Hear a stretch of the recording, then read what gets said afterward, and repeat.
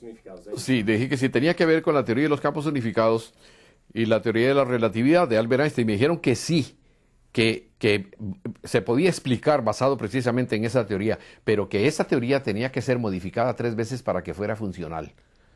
Eso me lo dijeron. De acuerdo a los datos que yo tengo, yo sé que le han hecho 2 modificaciones y que tal vez el doctor Stephen Hawking quiere hacer una que llaman la teoría de la unificación, el de que está en Cambridge, ¿no? Bien, entonces yo me quedé pensando en el asunto, le dije, muy bien, entonces lo otro que yo pregunto, ¿por qué a mí? Entonces me dice, así, me señala con el dedo y me dice, tú sabes por qué. Esta es la hora que yo no sé. A mí me dio vergüenza preguntar en ese momento qué fue por qué era, porque él me dijo que yo sabía. Entonces los investigadores, digamos, Freixedo me ha dicho, Andreas Faber-Kaiser me decía también, y Juanjo me dijo hace poco en la casa cuando estabas tú allá, me decía Juanjo, es muy posible que tú no lo sepas a nivel, sino a nivel de subconsciente y no esté claro para ti. Y bueno, hasta ahora han pasado 20 y pico de años y no sé exactamente por qué fue. Tal vez No, después de una vida anterior. puede ser, exacto. Algunos han pensado en eso, de que tenga que ver con algo de reencarnación. Pero como yo quiero saber exactamente, y eso es una conjetura, es una especulación, no, puede que sea así, pero también puede ser que no sea por eso. En todo caso, no lo he podido saber. Entonces él me dijo eso y ahí terminó todo. Empezó el diálogo de muchas cosas. Me llevaron, cuando yo vi el reloj, que ya había pasado rato de estar haciendo preguntas, el reloj estaba parado a las 2:25, a la hora que entré en el campo, ¿no?, de las naves. Se paró el reloj, era un Rolex automático, se paró. Entonces me dijo, aquí no te va a funcionar. Entonces ya pensé en eso. Entonces después dije yo, ya que estamos aquí, ¿por qué no me dan una vueltita para volar a bordo de la nave? Entonces me dice, desde que tú entraste estamos en vuelo. Dije, pero ¿cómo va a ser? Yo pensé que era que tenían que amarrarme, ponerme algo especial. Y me dijeron, si estamos en movimiento, me dice, ven con nosotros. Y salieron y me subí por una escalerilla casi de caracol a un piso alto. Y habían otros hombres ahí trabajando. Vi cuando llegaron, miraron, saludaron así nada más y siguieron haciendo sus menesteres. Vi que salieron unos mapas de las paredes, vi colores como color sepia, vi la Vía Láctea, pero de una manera totalmente diferente a como yo he visto las fotos de aquí. Nos mostraron el planeta Tierra. Vi que habían entre planeta y planeta, habían unas líneas totalmente, perfectamente claras. Dice, cuando estas líneas indican que nosotros tenemos intercambio con estas civilizaciones. Son múltiples. Tenemos intercambio científico, cultural, tecnológico y científico hasta donde nos permite a nosotros cada gobierno que tenemos. Bla, bla, bla. Y se hacen acuerdos. Lo que no hacemos de intercambio y nunca intervenimos abiertamente es en las creencias religiosas. Me lo aclararon de una vez. Ok, perfecto. Entonces dice, y estos punteaditos así son civilizaciones como la vuestra que están a punto de entrar en un nivel mucho más alto, tal vez de superhombre, por ejemplo, ¿no?, en donde se establece un nuevo estado de conciencia y entonces es cuando nosotros podemos entrar con mucha más frecuencia y dialogar ya con los científicos y con los gobernadores o gobernantes de los países. Bien, lo vi muy claro y me pareció lógico que fuera así. Entonces me dice uno de esos, ven para que veas a tu casa. Vi que se levantó un tipo de un sitio que había como un aparato aquí así, y me subí una gradita y me dice, mueve estas 2 palancas. Se abrió como los párpados de los ojos así, ¡chan! Y miré y me dio como mareo. Me dice, esa es tu casa, gradúala aquí. Entonces yo agarré 2 manillas, hice así, hice un barrido y enfoqué toda mi casa. Y vi a mi esposa y a mis hijos durmiendo a través de las paredes. El perro pegaba las patas contra la ventana de la habitación mía que quedaba en la parte de atrás, como si se enterara que yo estaba por ahí cerca. Me quedé aterrado y dije, pero ¿cómo? Yo le llamé telescopio electrónico porque yo no tenía otra manera cómo asociarlo, ¿no? Y pude ver eso. Inclusive, por cierto, que se me fue un poco la mano y vi en la vecindad una muchacha que iba en una pijama muy bonita, ¿no?, con un vaso de agua. Y entonces me dijeron que me concentrara mejor en esta zona de mi familia y me dio un poco de vergüenza porque yo no sabía y se me fue para allá y me metí en la casa que no era, ¿no? Una parte por lo menos. Pues de las preguntas que usted logró hacerle, ¿cuál fue la que más le impactó? La que más me impactó a mí fue que cuando yo les pregunto de cómo fue que apareció la raza humana sin embajes de ninguna naturaleza, me dijeron que ellos fueron los que habían intervenido en la creación. Dice que otras razas, con ellos los pleyadinos, intervinieron en la creación. Yo estaba al frente de poder obtener por primera vez alguien directamente, ¿no?, una respuesta de esa categoría. Y me temblaba, todo el cuerpo me temblaba. Yo dije, voy a hacer la pregunta, la voy a hacer, y hasta que la solté. y me dijeron, nosotros fuimos los creadores. ¿Cómo terminó esa experiencia? La experiencia terminó en más o menos 8 horas o 8 horas y media. Me dejaron dormir aparentemente un tiempo que siempre declaré que yo había dormido 3 horas, pero no había dormido. Estando yo en Ecuador en 1977, cuando fui al congreso que se hizo en Guayaquil y regresé en el 78, me enfermé dictando una charla a las 11 de la noche con un señor que era el gerente de la Gillette y una pianista chilena. Me dio pulmonía. Yo estaba en la casa de un amigo mío y estábamos sin plata, estaba con un amigo que se llama Juan Osorio. Entonces él vigilaba, me pusieron suero en la casa de ellos, ¿no? Me pusieron con penicilina, durante 2 días me pusieron suero para poder acabar con la infección. Y muy bien fue, porque yo no tenía plata. El muchacho que lo estaba haciendo era un estudiante que estaba apenas empezando su internado en el hospital. Y ellos consiguieron el suero y se consiguió la penicilina y toda esa cosa. Bien, parece ser que la penicilina obró de una manera mágica en mi cerebro, porque abrió la memoria para acordarme de que durante esas 3 horas que yo siempre había declarado que había dormido, no eran sino 10 minutos. Y que me dicen, ven Enrique, tenemos que hablar contigo. Me levantaron, psíquicamente me dieron una orden, me levantaron, donde yo estaba en una cama muy extraña, que inclusive yo siempre he pensado que la puedo patentar algún día, ¿no? Y me levantan ahí, dice, ven, tenemos que hablar contigo. Y me llevaron a una sala en donde habían varios de ellos. Y empezaron a darme una información que me quedó grabada, pero para tiempos después. Pero con la penicilina y la enfermedad se me regresó antes de tiempo. Tenía que ver con asuntos de creencias, precisamente un asunto que siempre he pensado que era un asunto sumamente espinoso y que ellos pensaban que iba a salir años después, pero sucedió por asuntos del azar, o llámalo como, no sé cómo llamar eso. Lo supe antes de tiempo. Pero yo manejé muy bien la información siempre, en ese aspecto, con gente al nivel privado. Bien, una de las cosas que más me impresionó allí fue ver la máquina, cómo viajan. Me dijeron, ven para que la veas. Y bajaron por ahí, se sonó una alarma muy extraña, bajaron, me metieron en una silla, aquí está la pared, alrededor de donde está supuestamente lo que llamaría yo el motor o la máquina de energía. Salió un visor y se me pegó aquí, y ellos a uno a cada lado. Y veo el visor y lo enfilo y veo 3 diamantes como de este tamaño girando en un círculo, en esta forma de las manecillas, pero los cristales en forma inversa. Y en el centro un tubo grande que iba del piso arriba, que parecía un caleidoscopio de muchos colores como cristal, y giraba lentamente y daba unos visos de unos colores pero bellísimos. Los cristales estaban pegados en la rueda de abajo y en la de arriba, ¿no? Y giraban y daban un color de ciertos colores aquí y otros aquí abajo, como una nubosidad que se difumaba ahí dentro. Entonces le digo yo, ¿y qué es eso? Dice, ese tubo que está ahí se llama el intérprete. Fíjate que es un aparato que está conectado a un piso de arriba, en donde hay 12 sillas, 12 tripulantes de la nave salen en una silla que sale del piso y se agarran de las manos en forma de candado. Bajan del techo un aparato como los que usan los ciclistas y se lo ponen aquí y se concentran. Y el aparato que está girando ahí en la mitad de las sillas toma la información, la descarga de la energía mental, llega hasta ese aparato y el aparato lo convierte en energía de vuelo con los cristales que están abajo, los que yo estaba viendo en ese momento. Me dice, la energía mental, y ellos me hicieron la demostración para que lo viera. Se pusieron todos de esa manera y vi durante 1 minuto cómo era que lo hacían. Y después al ver la máquina ya se completaba la acción. Dice, eso que viste, la descarga de energía que nosotros hacemos mental, la convertimos en energía de vuelo. Por eso te dijimos al principio, acabamos de salir. Porque para nosotros no hay distancia que nos gaste más de esto. En un instante. Después me explicarían que no existiría lo que llamamos el presente. Que no hay un presente. Nosotros llamamos el presente constante o el presente, no es presente, porque todos los movimientos y las palabras que yo haga ya son del pasado, no son del presente. Entonces dicen que sí hay futuro, pero que el futuro es maleable. El futuro se puede modificar con el pensamiento y las acciones del hombre.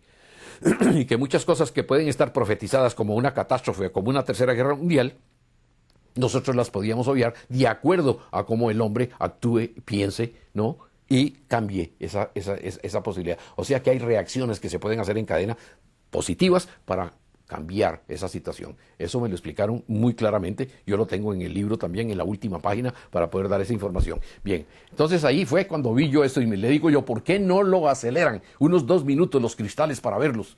Porque las luces que están dando son formidables. Y me dice el comandante, Enrique, te queda y me hace así. Siempre telepáticamente me dice, Enrique, mientras tú estés aquí no podemos. Le dije, ¿por qué?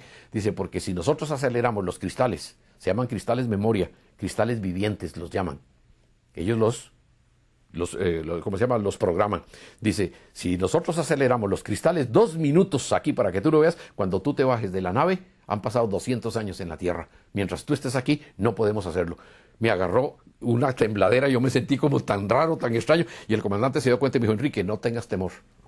Oye lo que yo te voy a decir, y es lo que he dicho ya a muy pocas personas. Al último que se lo dije, en total confidencia, fue al doctor Richard F. Haynes, que es lo siguiente. Dice, yo doy las órdenes a la nave mentalmente mediante unos impulsos de los que yo domino y controlo. Y esos impulsos los recibe aquí la máquina y la máquina obedece y se va a donde yo le digo. O sea, por ejemplo, para dar una idea, me puse yo a pensar, 40 grados norte, latitud tal, y la máquina se va para allá. ¿Quién sabe cómo será que lo hacen en el espacio? Pero estoy dando una referencia para poder pensar cómo puede ser eso. Entonces ellos me dijeron eso, que eso era absolutamente cierto. Y cuando puse la mano en la pared así para verla para adentro, sentí una sensación rara y solté la mano, la retiré, y yo creo que ellos se dieron cuenta. Y después la puse otra vez lentamente, empecé a tocar, porque lo que sentí fue piel humana en la nave, la pared. Era como tocar piel, el mismo calor, la misma sensación de cuando tú tocas a alguien. Igualito fue. Me quedé sorprendido. Se me quedó el asunto grabado. No pude preguntar de nada. Pero eso sí me dijeron. Enrique, si nosotros aceleramos, han pasado 200 años aquí y aquí para nosotros, para ti, 2 minutos nada más. Nosotros cuando venimos a visitar aquí, tenemos que poner, dice, nuestros relojes, por decirlo de alguna manera, al tiempo de ustedes, para poder saber qué es lo que está ocurriendo con el tiempo que tienen ustedes para medir aquí en el planeta. ¿Cómo se produce el retorno a su casa de esa experiencia? Bien, cuando ya ha pasado todo esto y estoy ya con alguna información al respecto, me dan algunos duró informes. ¿Cuánto tiempo? 8 horas a 8 horas y media. Me sueltan quizás entre las 5 y las 5 y media de la mañana. Me sueltan por el mismo lugar.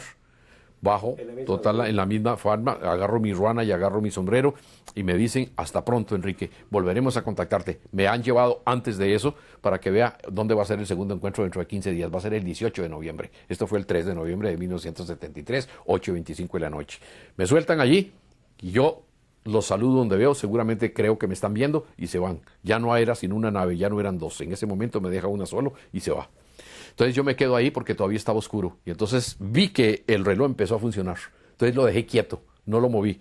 Y calculé, como era a las 8:25 que estaba parado, ¿no? En el momento en que salió el sol, calculé yo que desde el momento en que me habían dejado al momento que salió el sol, había pasado más o menos 1 hora y media, algo así. Entonces yo calculé por el momento del reloj y la salida del sol, en que yo había estado entre 8 horas y 8 horas y media a bordo de la nave. De ahí empecé a encaminarme ya. Regresando, dije, yo debía haber insistido para que me hubieran dejado la esfera, me la habían pedido. Quiero llevar una prueba de lo que pasó, no pude hacer nada de eso. Me suben en un bus intermunicipal, van un poco de gente campesina, indios que huelen muy feo por otra cosa, pero yo en ese momento me parecía que olían divinamente sabroso. Estaba pensando yo en un mundo sin fronteras, en un mundo donde todos los seres humanos fuéramos hermanables, donde habría fraternidad, donde no habrían problemas por religiones ni por creencias, los sistemas políticos se acabarían, viviríamos en un éxtasis continuo. Yo pensé de todo, dije, es perfectamente válido y posible. Entonces yo salí de ahí con el alma renovada, el espíritu totalmente nuevo, con una alegría indescriptible, y desde ahí en adelante pues mi vida cambió totalmente. Después vino la separación de mi esposa conmigo, creyendo que yo estaba loco, los hijos míos también. Los amigos se me cambiaban de acera, decían, pobre Castillo, se le corrió la teja, está mal. Todas esas cosas me tocó vivirlas a mí. Y gente que llegaba a decirme que yo era un charlatán, un mentiroso, un descarado. Cuando fui a Venezuela, la gente decía que yo era un colombiano vivo que quería sacarle la plata a los demás. Llegaron las primeras investigaciones, Fabio Serpa fue el primero que llegó. Después me investigó Salvador Freixedo. Después Andreas Faber-Kaiser. Vino al doctor Francisco Aniceto, luego un sabio venezolano.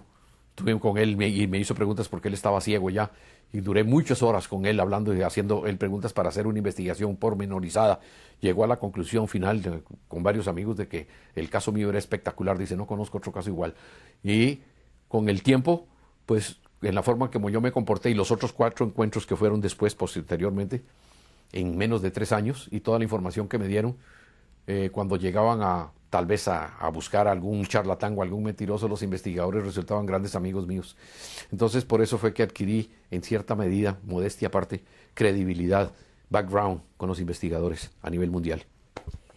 ¿Esta experiencia se dio de qué año a qué año? ¿Cuántas veces se repitió? Mira, de 1973 a 1976. El 17 de febrero me llamaron por teléfono a mi oficina, estaban en la ciudad o intervinieron el teléfono, no sé. Pero me dijeron que terminaba todo. Y ahí terminó. Me dijeron, ¿Por qué? Enrique, ¿Usted no hizo la pregunta por qué? Sí, lo hice, sí le pregunté. Y ¿Qué me le dijeron, dijeron? dicen, Enrique, dice, nosotros hemos cumplido con un trabajo muy específico. No me dijeron misión de nada de eso, me dijeron con un trabajo muy específico. Nosotros vinimos a darte una determinada información y lo hemos hecho. Sabemos lo que has emprendido, dice, y nosotros todos aquí deseamos que tengas éxito.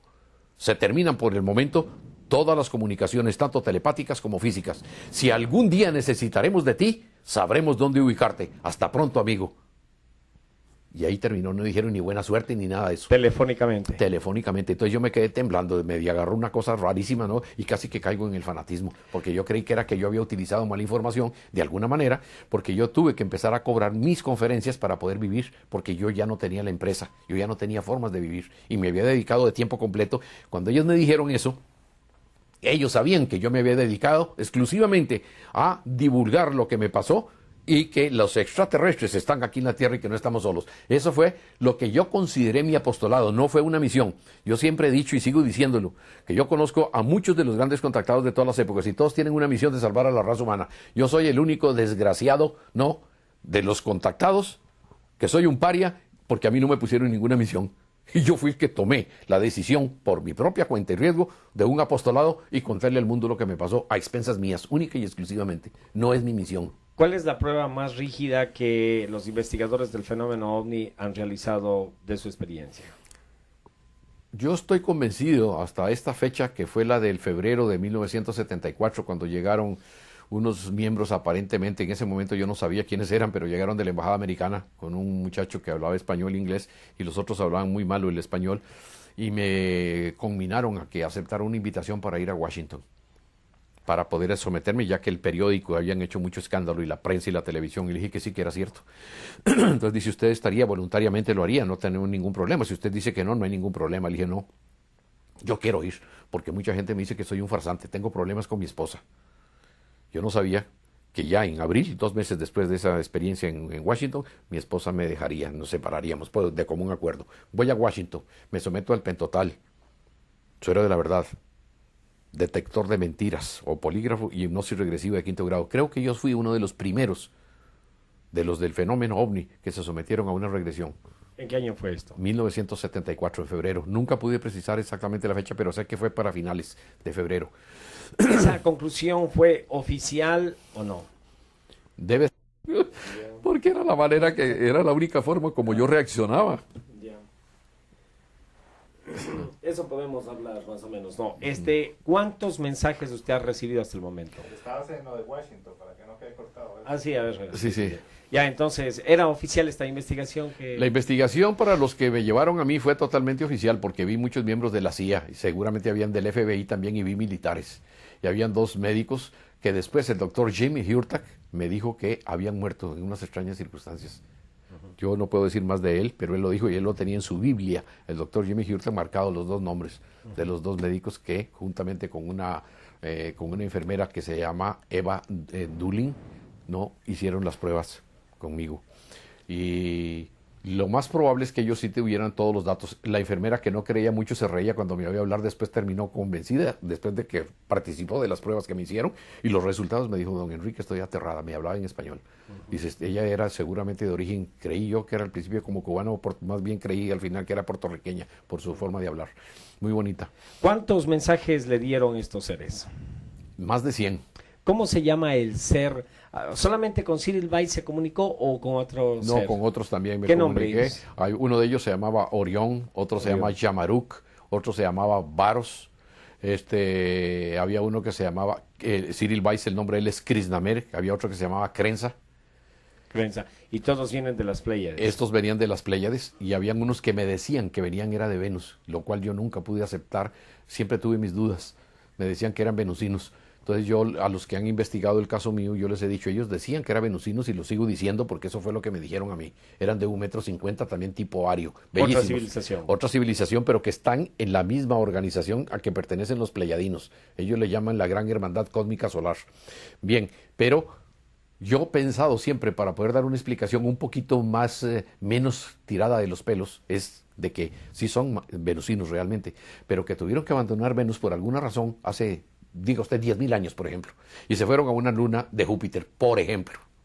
Y que entonces ellos desde allá vienen para acá y visitan, y siguen siendo venusinos. Yo soy costarricense, yo nací aquí en Costa Rica, pero mucha gente cree que soy colombiano porque he vivido 28 años en Colombia, ¿no? Pero yo soy costarricense, ¿ves? Y entonces los venusinos seguramente, yo doy esa explicación, ellos se fueron de ahí, pero siguen siendo venusinos, ese es su hogar, su casa. Y por las razones que sea, que ya no se alberga vida allá, por lo que haya sucedido, viven en otras partes esperando regresar pronto seguramente a su planeta natal.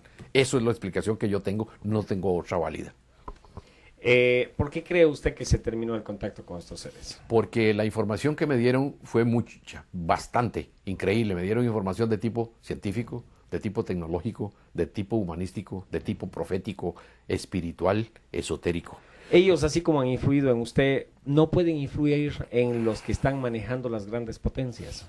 Eso sería tal vez muy fácil para ellos hacerlo, pero parece ser, todo indica de que los planes que ellos tienen no es de actuar de esa manera, nunca lo han hecho así. Siempre lo han hecho con otras personas que contactan. ¿Pero por qué manipular a las personas que no tienen poder? ¿Por qué qué? Manipular para bien o para mal, pero manipular a personas que no tienen poder. En este cambio, usted no tiene el poder de cambiar una sociedad. Así es. Pero tal vez Clinton lo podría hacer, y si ellos contactarían directamente a Clinton, a lo mejor habría una reflexión más profunda. Esa es una pregunta que me han hecho a mí muchísimos investigadores muchísimas veces. La respuesta que yo tengo es que los extraterrestres son sumamente inteligentes, muy inteligentes. Ellos saben por qué no contactan a esas gentes así, y saben también por qué contactan a gente como Enrique Castillo, de la clase sándwich, ¿no? Que me van a decir todo el mundo que yo estoy loco y chiflado y que soy un vivo que le estoy sacando la plata a la gente. Puede ser que ahí precisamente es donde esté la clave de todo esto. Yo me he estado dándole vuelta durante años a ver por qué eso. Porque yo mismo lo he dicho y lo he pensado y lo he dicho y en mi libro lo digo. ¿Por qué no aterrizan en la Casa Blanca? ¿Por qué no aterrizan en la Plaza Roja de Moscú? ¿Por qué no se dejan ver y de una vez salimos de este problema de jugando a las escondidas? Eso lo he dicho yo. ¿Por qué a Enrique Castillo no le dan la forma de hibridar el trigo y el maíz y calmarle el alma al mundo de todos los niños que se mueren de hambre? O que me den para curar el cáncer en esa época, que no estaba el SIDA todavía, como está ahora. No, tal vez la solución es más sencilla. Acabas con la milicia, por ejemplo, en todo el planeta y ya tenemos una economía fresca, por ejemplo. Eso es exactamente. Pero entonces las respuestas ya no son extraterrestres, sino terrestres. Tenemos las respuestas, tenemos las soluciones, pero no hay quien actúe. Eso es exactamente. Bien, ahora, los extraterrestres, yo sí sé que ellos lo hacen es obedeciendo a un plan superior. Que ellos tienen. Sí, ahora, ¿quiénes son los que lo manejan y quiénes son los que lo han planificado? Eso sí, lo ignoro totalmente, pero sé que todo eso obedece a un plan. Todo esto no es casual, ni el caso mío, ni el que ahora se dejen ver tanto que se han hasta descarado, porque últimamente se ven por todas partes, ¿no? Somos parte de algo. Es parte de algo, de un plan tremendo que hay, y se está avecinando la hora en que todo eso se va a aclarar, quizás en los próximos 20 años. Yo soy muy poco amigo de dar fechas, porque a mí me dieron profecías que se han ido cumpliendo y otras que no se cumplieron nunca. Y otras se cumplieron adelante y otras se cumplieron atrás. Entonces, eso me deja a mí también en muy mala situación. Yo mismo lo he visto, lo hemos discutido inclusive con los hermanos Vilches por años, lo he discutido con Freixedo, lo discutí con Andreas Faber-Kaiser hasta en mi casa, muchas veces lo hemos discutido. Con JJ Benítez ahora lo estuvimos viendo hace poco, el año pasado. Entonces, todas esas cosas dejan mucho que desear, un montón de cosas, y a mí me dejan con un montón de dudas. Yo no tengo todas las respuestas. ¿Usted está satisfecho de haber vivido esta experiencia? Ah, sí, claro, estoy totalmente satisfecho y no me arrepentiré nunca de lo. Al principio tuve problemas por lo que la gente decía y en la forma como me trataron. pero con el pasar del tiempo mucha gente me la ha encontrado. Ahora estuve en una gira por Colombia y por Venezuela, me encontré gente en la calle. Usted es Enrique Castillo. Caramba, vengo a pedirle disculpas, me decían. Yo pensé muy mal de usted hace como 20 años y ahora yo sé que usted tiene razón, se cumplió lo que usted dijo. Yo pensaba que usted era un sinvergüenza y tal. Mucha gente me lo ha escrito y me lo han mandado en fax y llamadas telefónicas. Ahora han cambiado de forma de pensar y eso se debe básicamente a que Enrique Castillo inició una cruzada que parecía que nació muerta, de poder contarle al mundo lo que le había pasado a él personalmente, sin tapujos de ninguna especie, y tener el valor de decirlo públicamente delante de científicos, delante de investigadores, de periodistas y de todo el que se podía burlar de mí, y nunca tuve reparos para hacerlo. Y inicié, casi en Sudamérica, ¿no?, un movimiento que todavía perdura de contactados. Y entonces hoy en día casi todo el mundo es contactado. Ahora se dan silvestres. Ahora yo encuentro por ahí, me aterro de ver que aquel es contactado, aquel de allá todo. Y ahora está ese channeling, todo el mundo. Y hay grupos de contacto. Y el que no contacta con extraterrestres es un pobre desgraciado. ¿Le dijeron ellos que han contactado a otras personas? ¿O le han dado la exclusividad a usted? Sí, me dijeron que inclusive ellos tenían una lista verdadera de los verdaderos contactados del planeta. ¿Nunca le mencionaron nombres? Nunca, jamás. Nunca. El problema de varios contactados que yo he podido observar es o flaquea en el ego. ¿Usted cree sentir estar dentro de esto o no? Yo particularmente he hecho una comparación, te la cuento y te la sintetizo. Yo me convertí en investigador de mi propio caso, haciendo comparaciones con los más próximos aquí, con Sixto Paz, con Vlado Kapitanovich, con digamos, Eugenio Siracusa, algunos de ellos así, Howard Menger, George Adamski, todos estos. Y entonces hice una comparación durante muchos años de lo que ellos decían y con quiénes se habían contactado y qué les habían dicho. Y lo que ellos decían en público, veía algunos videos, algunas películas, algunos detalles, libros, reportes, investigaciones, bla, bla, todo eso yo lo armé y saqué en conclusión de cada uno, tal comparándolo con el caso mío. Me di cuenta que la gran mayoría de todos los contactados convertían esto en una pseudo religión. Pero Kapitanovich no, pues, o sea, él Bueno, escribió no, sus no, Vlado libros no, por eso te dije la gran mayoría, que convertían esto en una pseudo religión. Y caían en un tremendo fanatismo, buscando grupos, hacían grupos de elegidos. Sí, entonces si estos extraterrestres pueden percibir el futuro, no se darán cuenta de eso y apuntarían mejor a escoger sus contactados. Claro entonces. que sí, podría ser. Por eso puede ser que muchos de los contactados que están en eso no sean verdaderos, sino sean farsantes, que se hayan inventado la historia. Ya. Esa es una de las razones posibles. Ahora, dentro de lo que puede ser, de que hay ego, hay ego. Yo cuando estaba en pleno contacto me tenían una silla especial, todo el grupo me trataba muy bien, me traían miel, me traían alimentos especiales, y yo me sentaba ahí como si fuera una vedette. A mí me afectó el ego terriblemente, pero después pude controlar esa situación y no dejé que eso me volviera a molestar a mí nunca jamás. No, pues si tengo de pronto algunos destellos de ego todavía que tengo, entonces tengo que cuidarme y tengo que satisfacer otras necesidades que tengo para acabar con esa situación, porque lo he visto muy de cerca con muchos contactados, ¿no? Y siempre diciendo que son elegidos y que tienen la misión de salvar a la raza humana. ¿Qué mensaje o qué sugerencia les daría usted a los escépticos, a los que este rato están diciendo, este señor es un charlatán? Sí. Hay dos cosas fundamentales para poder iniciar, algún aspecto. En primer lugar, antes me molestaba por esas declaraciones, ahora no me molestan en absoluto, porque me doy cuenta que aunque ellos están bastante atrasados en este aspecto, es porque no han tenido acceso a la información, por ejemplo, que yo tengo y que tienen otras personas. Entonces, tienen razón en decir de que uno es un charlatán y de que eso no existe porque nunca han visto un platillo volador. Ok, pero yo diría que los que dicen estas cosas deberían de documentarse un poquito. Hoy en día es muy fácil documentarse. Hay muchas revistas especializadas en el mundo entero. Las que vienen de España, por ejemplo, son unas de ellas. Y hay muchos videos muy bien hechos por grandes investigadores en el mundo entero. Se venden ya en las tiendas de video y se pueden tener esos informes. Y aparte de eso, se puede uno dar cuenta escribiendo 2 cartas a 2 centros de investigación. Por ejemplo, la gente escriba a la NICAP, escriban a la APRO o escriban a la ¿cómo se llama? La Lumière de la Nuit, que dirigía mi gran amigo, que en paz descanse, René Fauré, en París, ¿no? O a la Flying Saucer Review, que dirige ¿cómo se llama? Robert Bowen. Son formidables, científicas, de lo mejor. Y hay libros de lo mejor, como el de John Mack, por ejemplo. De John Mack. Aparte de eso, de los que estoy nombrando, hay libros de Jacques Vallée, hay libros de J. Ale Heine. Bueno, entonces, no es más sino comprar 2 o 3 libros y comprar 4 o 5 revistas y escribir 2 cartas y se da uno cuenta inmediatamente de qué es lo que está pasando. O sea que la gente está hablando sin saber, sin tener conocimiento de causa. Se necesitan elementos de juicio para emitir eso. Un juicio más cercano a la verdad con respecto no solo a los contactados o al caso de Enrique Castillo en particular, sino al fenómeno ovni en general. ¿Por qué usted cree que las grandes potencias oculten esta información? ¿Cuál sería el motivo principal? Hay 2 razones que se han invertido. En los años 70 yo estaba convencido por los congresos que había asistido y haber hablado con tantos investigadores de lo mejor que habían en aquella época, era de que la raza humana no estaba preparada para recibir la información de una supercivilización que nos visitaba y que estaba haciendo ciertas cosas aquí y que nosotros lo ignorábamos. Eso estaba en primer lugar. En segundo lugar, que las religiones se iban a colapsar totalmente todas. Eso era la razón número 2.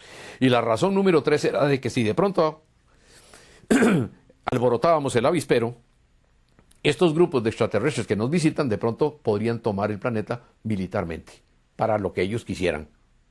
Esclavizarnos, hacer como laboratorio de ingeniería genética o de quién sabe qué otras cosas. Esos eran los 3 puntos claves. Pero los 2 primeros eran los más importantes que se tenían en aquel entonces.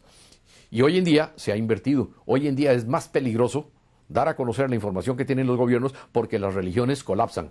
Imagínese usted que a un montón de gente le digan de pronto que la Virgen María se murió y nunca ha aparecido. Ese podría ser uno de los casos. Estoy dando un ejemplo. O estoy dando también el ejemplo otro con las iglesias cristianas y con otras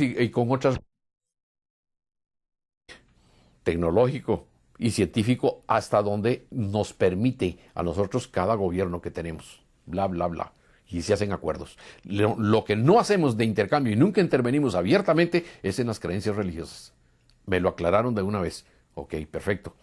Entonces dice, y estos punteaditos así son civilizaciones como la vuestra que están a punto de entrar en un nivel mucho más alto, tal vez de superhombre, por ejemplo, ¿no? En donde se establece un nuevo estado de conciencia y entonces es cuando nosotros podemos entrar con mucha más frecuencia y dialogar ya con los científicos y con los gobernadores o gobernantes de los países.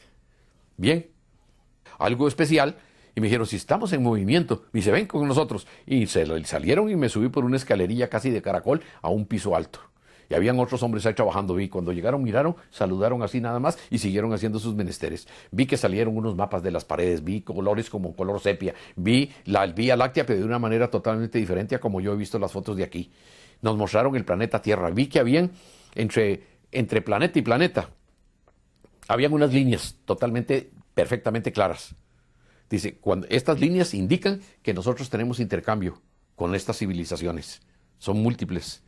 Tenemos intercambio científico, cultural, exactamente, y eso es una conjetura, es una especulación. No, puede que sea así, pero también puede ser que no sea por eso. En todo caso, no lo he podido saber. Entonces él me dijo eso y ahí terminó todo. Empezó el diálogo de muchas cosas. Me llevaron, cuando yo vi el reloj, que ya había pasado rato de estar haciendo preguntas, el reloj estaba parado a las 2:25, a la hora que entré en el campo, ¿no?, de las naves. Se paró el reloj, era un Rolex automático, se paró.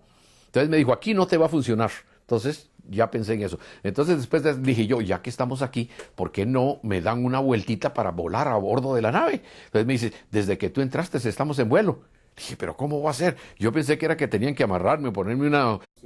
Sí, dije que sí, tenía que ver con la teoría de los campos unificados y la teoría de la relatividad de Albert Einstein. Me dijeron que sí, que se podía explicar basado precisamente en esa teoría, pero que esa teoría tenía que ser modificada 3 veces para que fuera funcional. Eso me lo dijeron. De acuerdo a los datos que yo tengo, yo sé que le han hecho 2 modificaciones y que tal vez el doctor Stephen Hawking quiere hacer una que llaman la teoría de la unificación, el de que está en Cambridge, ¿no? Bien, entonces, yo me quedé pensando en el asunto, le dije, muy bien, entonces, lo otro que yo pregunto, ¿por qué a mí? Entonces me dice, así, me señala con el dedo y me dice, tú sabes por qué. Esta es la hora que yo no sé. A mí me dio vergüenza preguntar en ese momento qué fue por qué era, porque él me dijo que yo sabía. Entonces los investigadores, digamos, Freixedo me ha dicho, Andreas Faber-Kaiser me decía también, y Juanjo me dijo hace poco en la casa cuando estabas tú allá, me decía Juanjo, es muy posible que tú no lo sepas a nivel, sino a nivel de subconsciente y no esté claro para ti. Y bueno, hasta ahora han pasado 20 y pico de años y no sé exactamente por qué fue. Tal vez No, después de una vida anterior. puede ser, exacto. Algunos han pensado en eso, de que tenga que ver con algo de reencarnación. Pero como yo quiero saber...